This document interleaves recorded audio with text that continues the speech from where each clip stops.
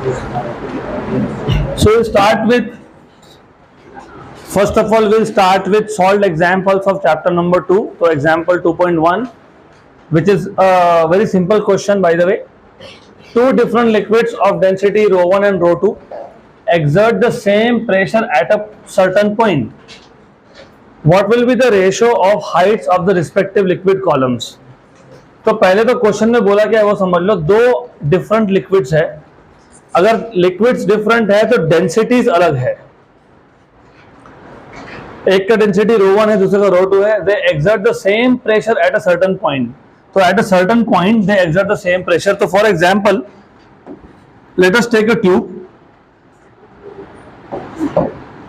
इस ट्यूब में मैं एक पॉइंट इमेजिन कर लेता हूं. I will just take some imaginary point here. Let us say a point, some point. इस पॉइंट पे ये दोनों liquids they are exerting the same pressure. अब पहले तो ये पता होना चाहिए pressure is H rho ji. H rho G. अगर प्रेशर सेम है, अगर प्रेशर सेम है और height of the two columns भी सेम है, दो लिक्विड का कॉलम हाइट भी सेम है, प्रेशर भी सेम है, तो डेंसिटी सेम होना ही चाहिए. यहाँ पे डेंसिटी सेम है क्या? नहीं. इसका मतलब हाइट क्या होगा? डिफरेंट होगा. इसलिए तो हाइट का रेशियो पूछा है ना. ओके, तो एक काम करते हैं. What I will do is, मैं यहाँ पे लेता हूँ पहले some imaginary liquid up to certain level. फिर लेता हूं दूसरा liquid up to certain another level. तो ये जो रेड कलर में दिखाया इसको मैं लिक्विड नंबर 2 बोल देता हूं. जो ब्लू में दिखा रहा हूं उसको लिक्विड नंबर 1 बोल देता हूं. तो देयर आर टू लिक्विड्स. ये जो पहला लिक्विड था इसका डेंसिटी रो 1 है, इसका रो 2 है. और ए पॉइंट के ऊपर, ए पॉइंट के ऊपर पहले लिक्विड का हाइट है H1. और जब मैंने बोला पहला लिक्विड तो दूसरा लिक्विड नहीं था वहां पे. या तो दो डायग्राम ड्रॉ करनी पड़ेगी मुझे फिर. और जो दूसरा लिक्विड है उसका हाइट कितना है? H2. तो जब दूसरा लिक्विड ले रहा हूं तो पहला लिक्विड नहीं है. तो you have a point, point A which is basically at the same horizontal level. एक कॉलम में लिक्विड 1 है, दूसरे में लिक्विड 2 है. सिर्फ मैंने दोनों को ओवरलैप करके दिखा दिया. तो do not gate confused. A point पे जब पहले लिक्विड का कॉलम होगा तो दूसरा नहीं होगा, जब दूसरे का होगा तो पहला नहीं होगा. और इन्होंने क्या बोला है? Pressures are same. P1 equal to P2. What is pressure? H rho g. तो H1 row 1 ji equal to H2 रो 2 जी. जी जी हो गया कैंसल. तो H1 by H2 is equal to rho 2 by, हो गया क्वेश्चन खत्म. Done.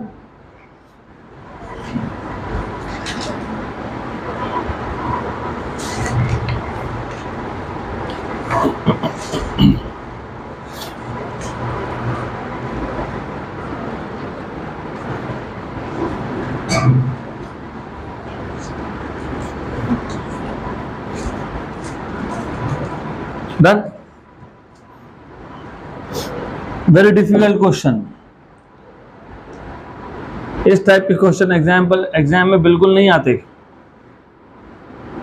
May be they can ask you in the form of MCQ in board exams, और they will give you densities. For example पहले liquid का density मान लो, just imagine it is 800, दूसरे का 1000 है. तो 1000 by 800 that is 10 by 8, that is 5 by 4. Next question.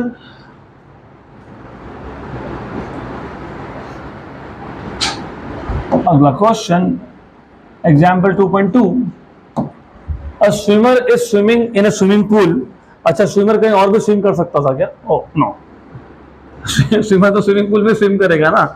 कैसा क्वेश्चन है? Swimmer is swimming in swimming pool. Okay, at 6 metre below the surface of water. 6 metre below the surface of water मतलब depth दे दिया, H की दे दी 6 मीटर. Calculate the pressure on the swimmer due to water above. तो swimmer के ऊपर जितना भी वाटर कॉलम होगा उसने कितना प्रेशर जनरेट किया वो पूछा है. डेंसिटी बोला है 1000 किलोग्राम पर मीटर क्यूब. और जी की वैल्यू आपको बोली है 9.8 मीटर पर सेकेंड स्क्वायर यूज करने के लिए. And you are suppose to find out what is pressure. And of course all of you know, क्योंकि आप लोगों ने मुझे पिछले एग्जांपल में बताया कि प्रेशर क्या होता है, H रो जी. हाँ, इसमें थोड़ा सा वेरिएशन क्वेश्चन भी आता है, जो आया है सीईटी में आया है, तो यार ध्यान दो, यहाँ पे क्लियरली मेंशन किया है calculate the pressure on the swimmer due to water above. अगर ऐसा नहीं बोला होता, सिर्फ बोला होता calculate the pressure on the swimmer, तो स्विमर के ऊपर वाटर कॉलम है, उसके ऊपर एटमॉस्फेयर है, तो एब्सोल्यूट प्रेशर फाइंड करना पड़ता। यहाँ पे गेज प्रेशर फाइंड करना है, और गेज प्रेशर होता है एच रो जी, तो एच रो जी फाइंड करना है, तो हो गया। तो pressure equal to H rho ji, H is 6, rho is 1000 and g is 9.8। Done. तो कितना आएगा? 50, मुझे ना 9.8 इंटू 6 से मतलब है 58.8 होता है ना, कितना होता है वो? 58.8 इंटू 10⁻³ मतलब 5.88 into 10⁻⁴ pascal. Example 2.3, a hydraulic brake system of a car of mass 1000 kilogram. Hydraulic brake system, अभी हाइड्रोलिक ब्रेक सिस्टम क्या है तो आपको याद होगा, ऐसा एक्सपेक्टेशन है, नहीं तो फिर ये डायग्राम यहाँ पे ड्रॉ कर देते हैं। तो ये आ गया हाइड्रोलिक ब्रेक सिस्टम का डायग्राम। तो इफ यू रिमेंबर, मैंने बताया था आपको कि वहाँ पे टोटल 4 स्लेव सिलेंडर होते हैं, एक मास्टर होता है। तो एज यू कैन सी, ये ब्रेक पेडल के साथ मास्टर सिलेंडर कनेक्टेड है, तो driver will press this pedal inside. तो ये जो पिस्टन है, पिस्टन, इसको अप्लाई पिस्टन या मास्टर पिस्टन बोलते हैं। तो master piston will go inwards, और मास्टर पिस्टन किस में है? मास्टर सिलेंडर में है। इनवर्ड गया तो यहाँ पे इस पॉइंट पे प्रेशर जनरेट कर दिया उसने। प्रेशर, ये जो प्रेशर है, दिस प्रेशर, अप्लाइड प्रेशर, अगर याद होगा पास्कल्स लॉ, तो this applied pressure goes everywhere undiminished and instantly. तो जितना प्रेशर चेंज यहाँ हुआ, उतना ही प्रेशर चेंज चारों के चारों जो व्हील सिलेंडर होते हैं, जिसको तुम क्या बोलते हो? स्लेव सिलेंडर्स, वहां पे पहुंचेगा इंस्टेंटली। गुड। तो ये अभी याद रखना, डायग्राम तो मैं रखूंगा, but it is very important. Good. Then what I will do is, यहाँ पे जो फोर्स अप्लाई हुआ ना, उसको F1 बोल देता हूँ। जो प्रेशर हुआ उसको P1 बोल देता हूँ। फोर्स जो आएगा यहाँ पे, फोर्स क्या हो जाएगा? F2। एंड यहाँ पे जो एरिया ऑफ क्रॉस सेक्शन है उसको बोल दिया A1, और यहाँ पे जो है वो है A2। तो रिमेंबर, ये जो पिस्टन है ना, ब्रेक पिस्टन मतलब मास्टर पिस्टन, अप्लाई पिस्टन, इसका एरिया ऑफ क्रॉस सेक्शन, और ये जो स्लेव सिलेंडर में जो पिस्टन है उसका area of cross section, they are not same. तो एरिया इधर A1 है, उधर A2 है। फोर्स यहाँ पे F1 लगा, वो फोर्स वहां पे F2 बन जाएगा। वो कैसा बन जाएगा देखेंगे। प्रेशर यहाँ पे P1 है, तो यहाँ पे प्रेशर कितना हो गया? P2, right. तो थ्योरी में हमने देखा था ऑलरेडी, तो यू शुड रिमेंबर दिस। अभी क्वेश्चन पूरा पढ़ लेते हैं। तो hydraulic brake system of a car of mass 1000 kilogram having speed of 50 kilometre per hour. तो इसका स्पीड था 50 किलोमीटर पर आवर, मतलब 50 इंटू, याद है क्या, 5/18 मीटर पर सेकेंड। अभी मैं इसको कन्वर्ट नहीं कर रहा हूँ, उसको ऐसे रख देते हैं। If you want you can convert, of course 25 जा और 9 जा कर ही सकते हो। 25 5 जा तो पता ही होगा, 125। तो इनिशियल स्पीड हो गया 125/9 मीटर पर second. Has a cylindrical piston of radius 0.5 centimetre. The slave cylinder has a radius of 2.5 centimetre. पहले बोला है सिलेंड्रिकल पिस्टन ऑफ रेडियस 0.5, तो यहाँ पे बताया कि कौन सा पिस्टन नहीं, लेकिन आगे क्या बोला है? स्लेव सिलेंडर का पिस्टन का रेडियस कितना है? तो 0.5 किसका होगा? मास्टर का। और वैसे नहीं भी दिया होता तो लॉजिकली ऐसा आप में से कोई नहीं जिसने कार देखा नहीं होगा, मास्टर पिस्टन का रेडियस हमेशा छोटा ही होता है। तो जो बड़ा वैल्यू है वो किसका है? स्लेव का, व्हील्स का। और जो छोटा है वो किसका है? मास्टर मतलब ड्राइवर पिस्टन या फिर अप्लाई पिस्टन का। तो ये R1 इज 0.5 सेंटीमीटर। इसको कन्वर्ट कर लेते हैं मीटर में, तो R1 इक्वल टू आ गया 5 इंटू 10⁻³ मीटर। 0.5 का भी पॉइंट हटा दिया मैंने। गुड। देन उसके बाद जो स्लेव सिलेंडर था उसका R2 ये कितना आ गया 2.5 सेंटीमीटर, तो 2.5 इंटू 10⁻² मीटर लिख दो। गुड। अभी इसको -2 में रख रहे हो तो इसको भी फिर -2 में रखो, बिकॉज कैंसिल हो जाएगा फिर, तो 0.5 और ये 10⁻²।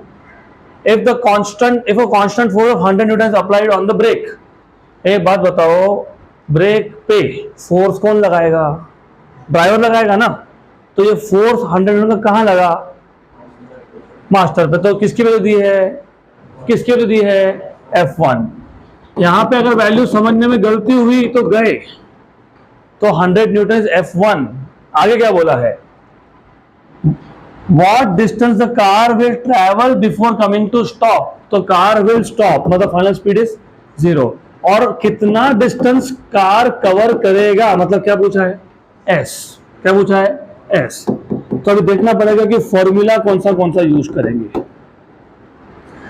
S फाइंड करना है तो हमारे पास दो ही ऑप्शन है, S equal to UT plus 1/2 AT²। हमारे पास टाइम तो पता नहीं। दूसरा कौन सा है? V² equal to U² plus,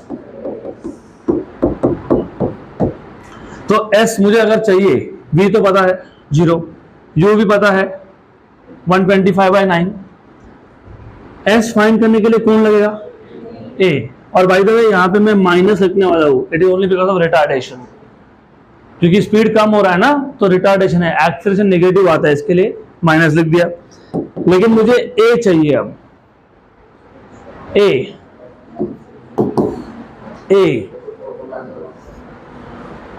A is V minus U/T नहीं चलेगा, यहाँ पे टाइम नहीं पता। Force upon mass, very good, force upon मास।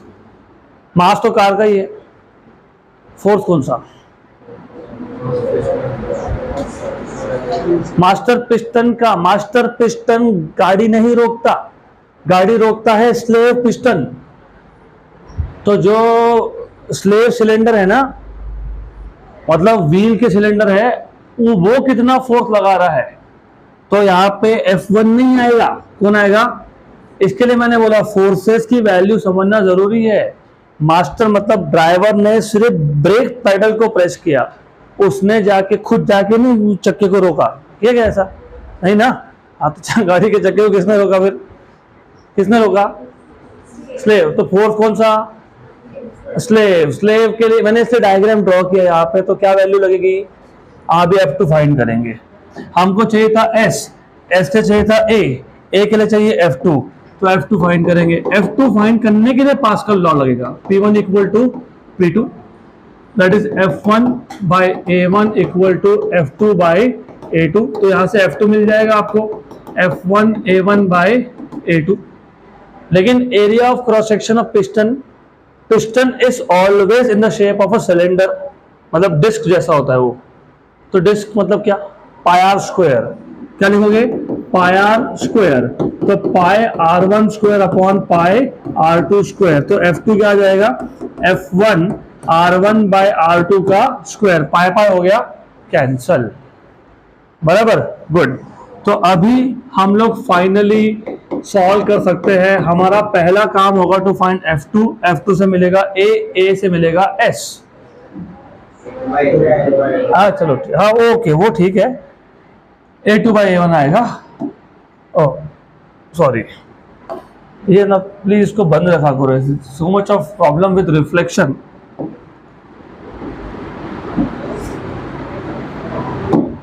अभी ठीक, पक्का पक्का। तो इधर भी चेंज करना पड़ेगा ना,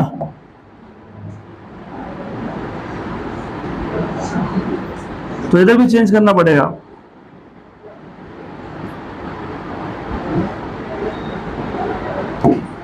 ओके, अभी बराबर है। वैसे समझ में आ ही जाता हमको, क्योंकि देखो F2 की वैल्यू F1 से बहुत बड़ी आनी चाहिए।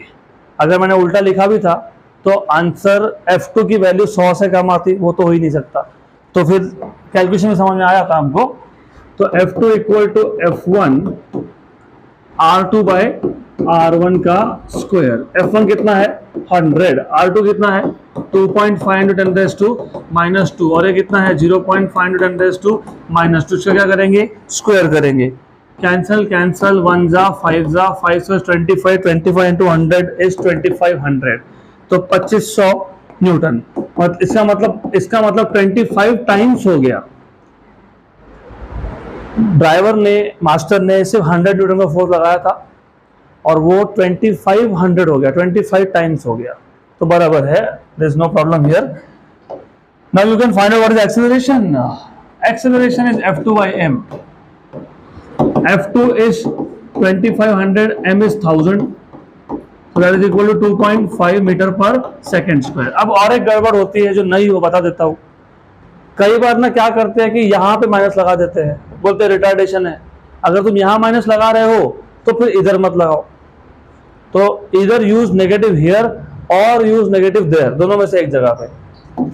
Number 3, v square equal to u square minus 2as, v value 0 है, यू स्क्वायर इज 125/9 का square, 2 into 2.5 into S.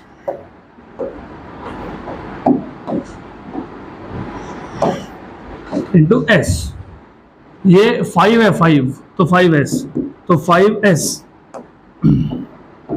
Equal to 125 into 125/9 और by 9। It's up to you how you want to solve it.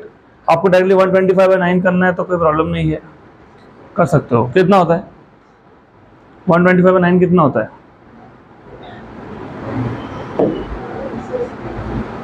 9 का table,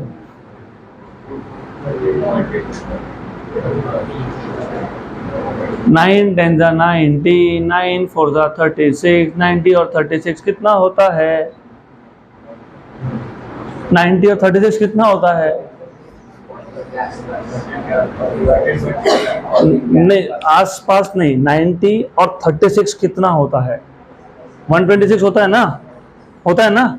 हाँ, तो मैं इसको 1s और 14 का भी कर सकता हूँ। तो अप्रोक्सीमेशंस यू शुड नो। मुझे पता तुमने 14 बोला, मुझे सुना ही आया प्रॉपरली। मैंने बोला 90 और 36 कितना होता है, तो मुझे 90 36 समझना था आपसे कितना होता है, तो ऐसा थोड़ा सोचना पड़ेगा आपको। तो ये 14 है, 14 स्क्वायर कितना होता है? 196। तो if you want you can do that way also. तो 5s इक्वल टू 14 स्क्वायर कितना? 196। अब 196 को तुम 195 मान लो और डिवाइड बाय 5 कर लो। What is 5 into 40?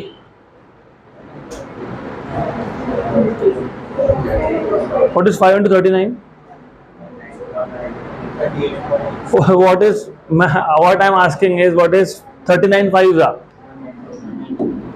तो answer approximately is 39 metre approximately. अभी एग्जैक्ट भी देख। Example 2.4, a beaker of radius 10 centimetre is filled with water.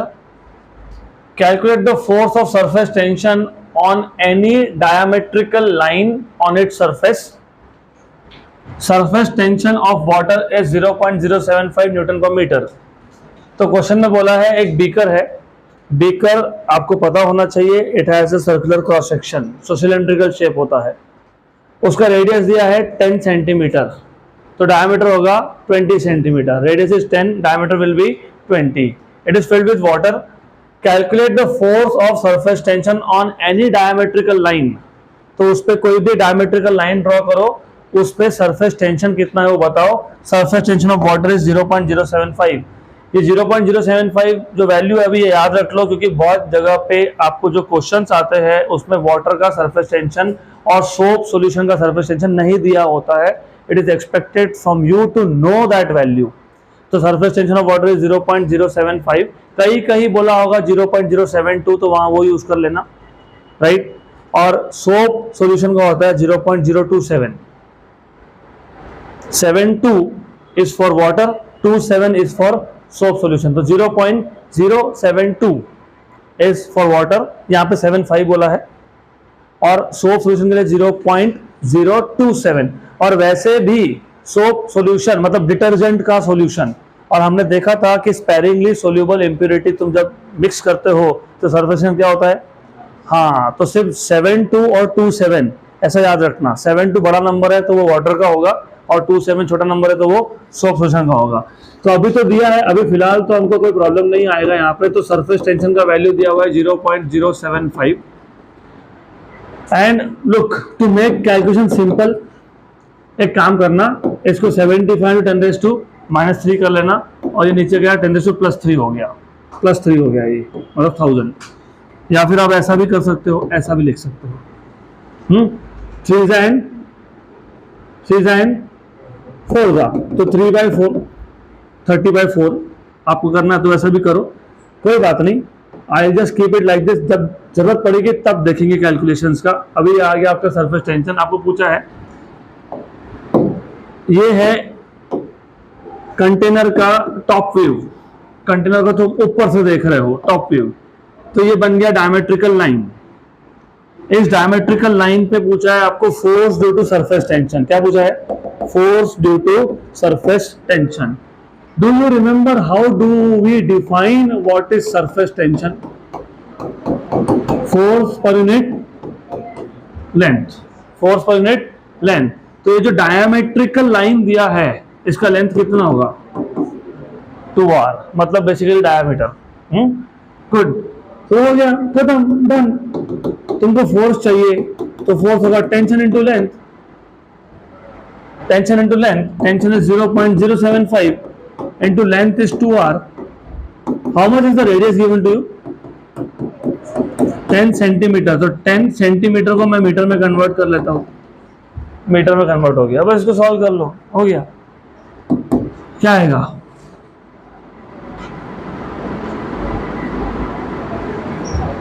क्या बताओ क्या आएगा?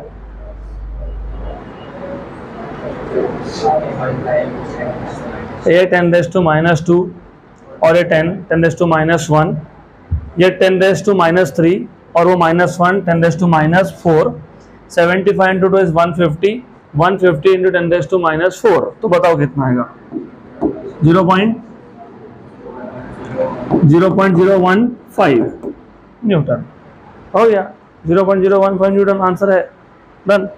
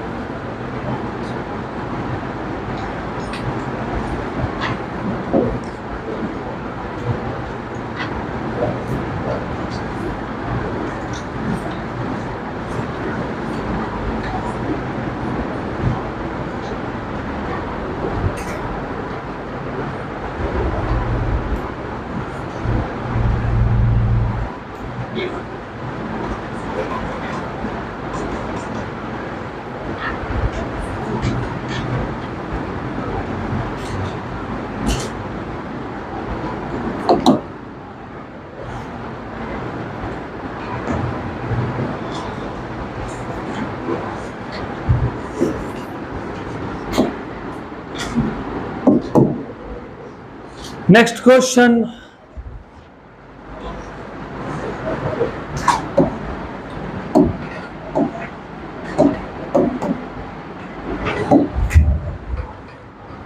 Example 2.5. Calculate the work done in blowing a soap bubble to a radius of 1 centimeter. The surface tension of soap solution is 2.5 into 10⁻⁻2 Newton per metre. तो मैंने अभी बताया था कि नॉर्मली सोप सॉल्यूशन का टेंशन होता है 0.027, इन्होंने 0.025 बोला है, ओके, डजंट मैटर। इस टाइप के क्वेश्चन दो टाइप से पूछते हैं। अभी बोला है calculate the work done in blowing. Blowing मतलब पहले बबल था ही नहीं, तो इनिशियल अगर बबल था नहीं तो इनिशियल रेडियस कितना है? 0, तो इनिशियल सरफेस एरिया कितना है? 0, राइट। तो if you remember work done is T into DA, याद आ रहा है क्या? Surface energy surface tension into increase in area. लेकिन जब ब्लोइंग ये वर्ड यूज किया हो ना तो T इंटू A। अभी T इंटू A क्यों लिखा? क्योंकि इनिशियल तो बबल था ही नहीं ना, बाद में तुमने उसको बनाया तो एरिया इज फाइनल एरिया। कभी कभी ऐसा बोलते हैं कि calculate the work done in increasing the radius of a soap bubble from a certain value to a certain value. तो उस केस में क्या लिखोगे? DA, और वो DA क्या आएगा? A final minus A initial. जब ब्लोइंग वर्ड यूज किया हो तो A इनिशियल लेंगे क्या? नहीं, तो डायरेक्ट क्या लिखेंगे? A final.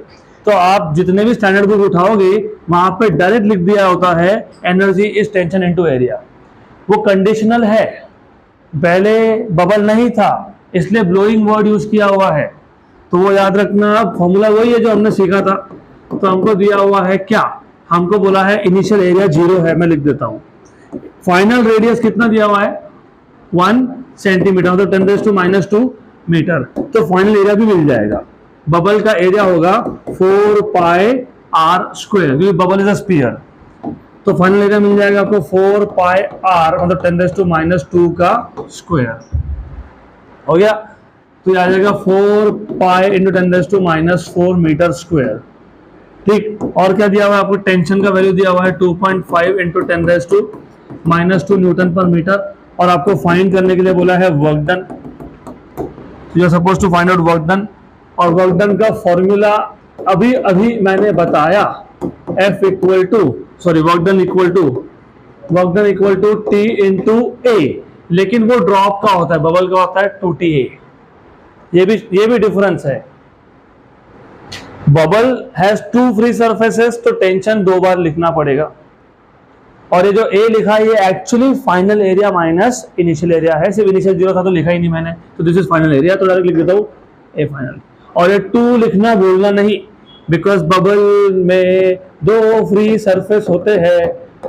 तो 2 into T, what is T, 2.5 into 10⁻²। What is A, 4π into 10⁻⁴।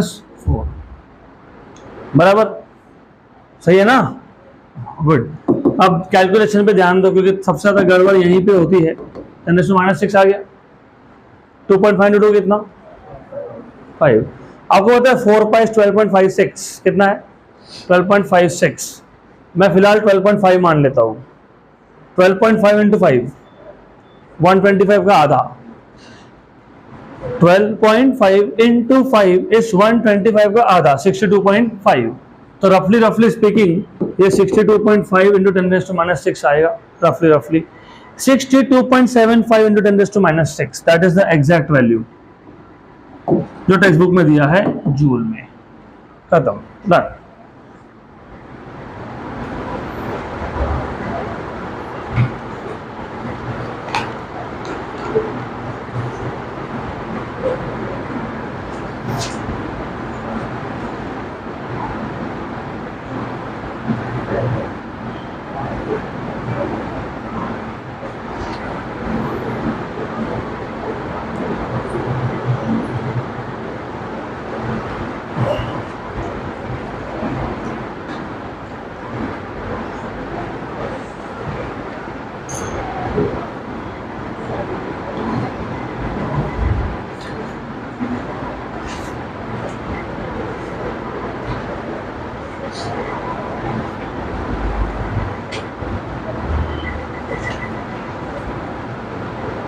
Work done और सरफेस एनर्जी एक ही चीज है।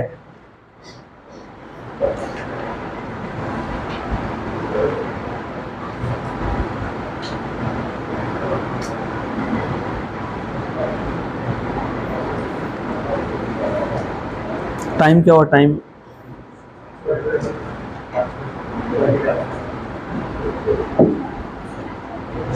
एक क्वेश्चन और हो जाएगा।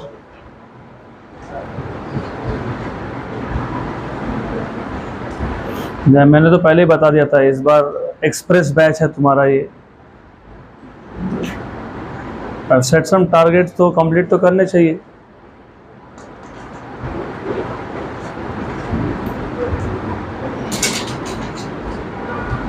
And sometimes I really do not tell you the complete story. 11th standard में मैं तुमको बोला था कि मैं हफ्ते में 4 दिन दूंगा, क्योंकि मुझे फिल्टर करना था, जिनको भगाना था वो भाग गए। तो अभी हिंट है, समझ लो। 4 दिन का कब 7 दिन भी होगा। हाँ, when I am not here that 2-3 days okay, but otherwise 4 दिन का वो हॉक्स था, क्योंकि JEE के बैच में ना JEE और नीट लेवल के बच्चे होने चाहिए। अपने यहाँ पे क्या है, हर किसको JEE और नीट करना है नाम के लिए। उनको पूछ लो A+B² तो पता नहीं होता। तो 4 दिन का कॉन्सेप्ट इट वाज जस्ट, जिनको साइड में करना था वो हो गया, अपने आप हो गया। मेरा काम कम हो गया ना, तो कौन मगजमारी करेगा, बहुत ज़्यादा होता है ऑलरेडी इधर। दिन भर फिजिक्स पढ़ा के हमारा दिमाग खराब हो जाता है, तो फिर बाकी क्या है। चलो अगला क्वेश्चन,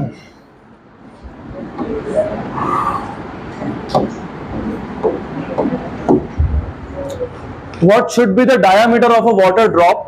अभी आपको वाटर ड्रॉप का डायामीटर पूछ लिया, so that the excess pressure inside it is 80 newton per metre square, surface tension of water is 7.27 into 10⁻² newton per metre. कहीं पे आपको बता रहे हैं 7.5 इंटू 10⁻², 0.075, यहाँ पे बता दिया 7.27। तो क्वेश्चन में जो स्पेसिफिक वैल्यू है वो यूज कर लेना। आपको गिवन पैरामीटर में क्या दिया हुआ है, क्या दिया हुआ है बताओ, क्या बोला हुआ है, एक्सेस प्रेशर मतलब delta P, P I minus P O, Laplace law of spherical membrane 80 newton per metre square, surface tension T is equal to 7.27 into 10⁻² newton per metre.